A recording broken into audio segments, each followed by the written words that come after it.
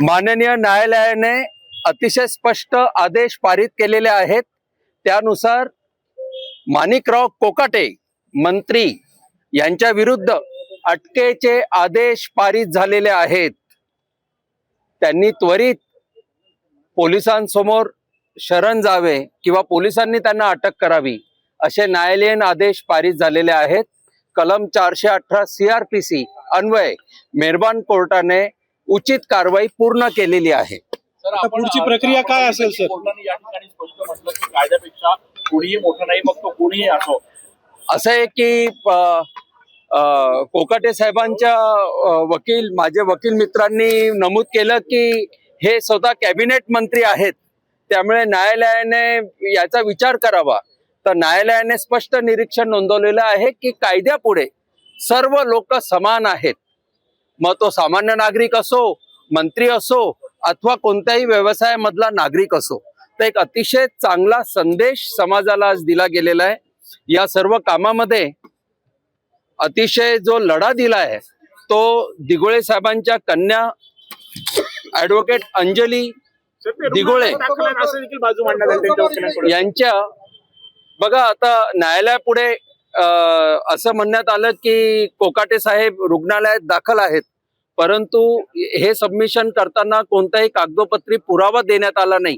आणि त्याच वेळेस न्यायालयाच्या निर्देशनास पब्लिक प्रॉसिक्युटर यांनी लक्षात आणून दिलं की कॅबिनेट मीटिंग झालेली आहे, त्यात कोकाटे साहेब होते, नगरपालिकांच्या रॅलीमध्ये होते आणि आता मंत्रालयात आहेत, मुंबईत आहेत, त्यामुळे तब्येत खराब असण्याची जी लंगडी सबब आहे ती न्यायालयाने अमान्य केलेली आहे आणि शेवटी कायद्याची प्रक्रिया पार पडलेली आहे। पुढची प्रक्रिया काय असेल? पुढची प्रक्रिया अटक आणि सरकारवाडा पोलीस स्टेशनने अटक करणे आणि कारागृहात रवानगी करणे ही कायद्याची प्रक्रिया आहे। त्यांच्या अंतर्गत संदर्भामध्ये नेमकं काय? प्रतिनिधी कायदा अन्वये 2 वर्षांची शिक्षा जर झाली असेल तर त्वरित आमदारकी रद्द होते।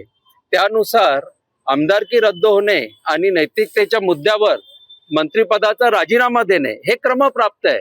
आता मुख्यमंत्री महोदय यांच्याकडे लॉ अँड ज्युडिशरी आहे, मुख्यमंत्री महोदय न्यायप्रिय आहेत, तर देवेंद्र फडणवीस साहेबांना आपल्या सर्वांच्या वतीने मी आवाहन करतो, नम्र आवाहन करतो की आता तरी कमीत कमी आता तरी राजीनामा घ्यावा व कायद्याचे राज्य आहे याची प्रचिती देण्यात यावी।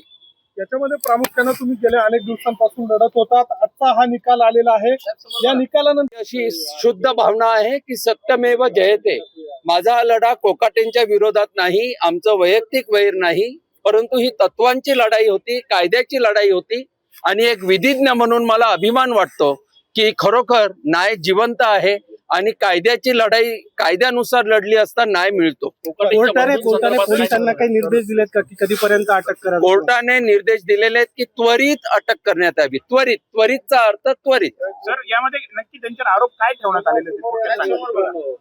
आरोप असे ठेवण्यात आलेले आहेत की मुख्यमंत्री कोट्यातील सदनिका या आर्थिक दुर्बल गटातील त्यांनी घेतल्या, जेव्हा की ते आर्थिक दुर्बल गटात नव्हते, त्यामुळे शासनाची फसवणूक केल्याचा गुन्हा हा सिद्ध झालेला आहे आणि तो सिद्ध झालेला असल्यामुळे त्यात शिक्षा झालेली आहे आणि शिक्षा झालेली असल्यामुळे अटक क्रमप्राप्त आहे आणि शिक्षा कन्फर्म झालेली असल्यामुळे आमदारकी रद्द होणे आणि अटक होणे या आता कायद्याच्या फक्त औपचारिक बाबी शिल्लक आहेत।